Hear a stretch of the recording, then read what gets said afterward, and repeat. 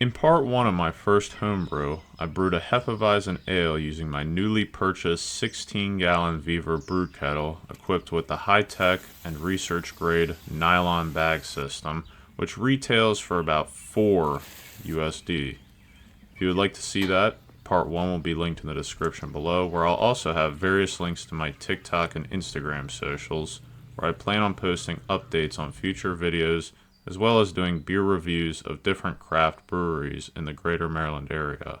After airlocking my fermenter and leaving sat in the basement, I admit I was a little bit nervous when I didn't see any signs of fermentation until after about 42 hours when a krausen was formed. The brew then decided to go full-on hawk mode, where the krausen began to bubble up and out of the airlock, releasing the smell of sulfur at levels of rotting eggs into my basement atmosphere. It was at this point that I migrated to what the professionals call a blow-off tube system for about 2 days before switching back after fermentation slowed. The rotting egg smell also turned into the ideal fruity aroma. In total, this took about 18 days. For the bottling procedure, I siphoned the brew out of my fermenter and into the only other vessel large enough to contain this mighty brew, being the boil kettle. I then boiled 2 cups of water before adding precisely 4 ounces of corn sugar. This is later consumed by the dissolved yeast to produce carbonation in the bottle. The precision utilized in preparing the corn sugar solution is based on the commonly accepted 4 ounces corn sugar to every 5 gallons of beer ratio. However, I definitely don't have 5 gallons of beer. More on that later.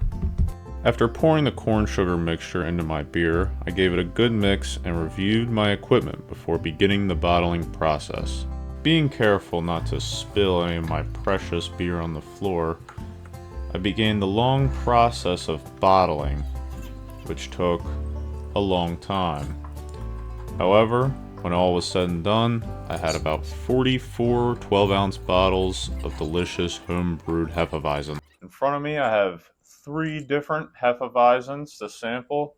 Firstly, we have our Hefeweizen Dunkel from Weihenstephaner. Quick trivia, Weihenstephaner is the oldest brewery in the world, having originated in 1040. Next up, we have just a regular Hefeweizen from 10 Ike Brewing Company. And of course, we have our homebrewed Hefeweizen. So this homebrewed Hefeweizen on my left has been sitting around essentially aging for about 3 weeks at this point. I gave some to some of my staff members here at the office, and they believed that it was too yeasty. I thought it was fine, but to each his own. But without further ado, let's go ahead and drink some beer. Firstly, the Weihenstephaner. It's only fitting that I use my Weihenstephaner tall beer glass for this.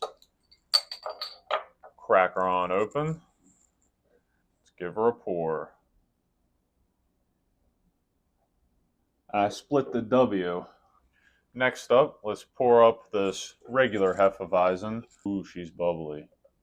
Oh, I butchered that. And finally, our homebrewed Hefeweizen.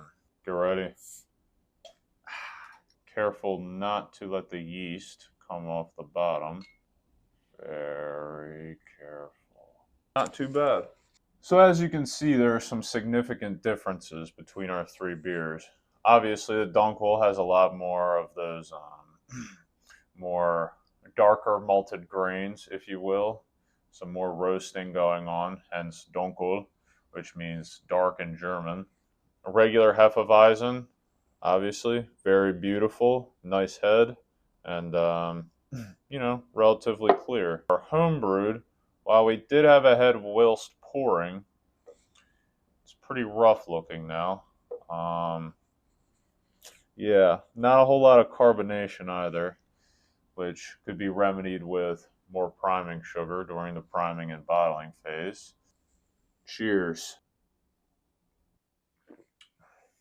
Much darker, obviously. A lot more depth of flavor. It tastes a lot more roasted, you can definitely tell. I can see why they're still open. Very nice indeed. Next up, we have our regular Hefeweizen Weiss beer from Ten Eyck. Cheers, you. Yeah, you get a lot more yeast on that one. um, Definitely not the same darkness from the malted grain, but yeah, very good. I could sit around and sip this all day. Of course, saving probably the worst for last, our homebrewed Hefeweizen. Cheers. Definitely a lot yeastier. You can definitely taste it on that end note there. I'll be honest, it doesn't taste much differently than it did 3 weeks ago. It's still extremely yeasty. You know, it's still a good beer. I think if I had this back 2,000 years ago, I'd probably drink this.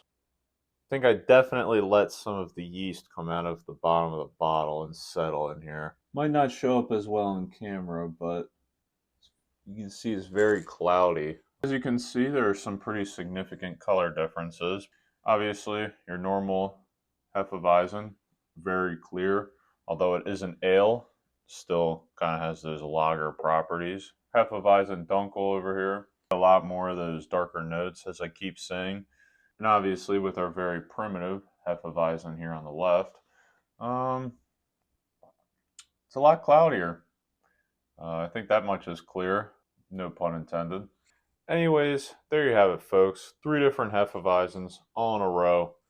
We've taste tested them, showed them off, shown their differences and similarities, and perhaps shown some of their strong suits and, you know, different areas where we could perhaps perform a little bit better in the future. But yeah, there you go. So after some final hydrometer testing, I can confidently estimate that my Hefe had an ABV of about 4.2%. While I believe that this homebrew was successful, I think in the future I'm going to implement better techniques into my brewing process, such as filtering and a copper wort chiller. I thank you for watching this presentation by the Hogan Browen YouTube channel. Please stay tuned for more content in the future.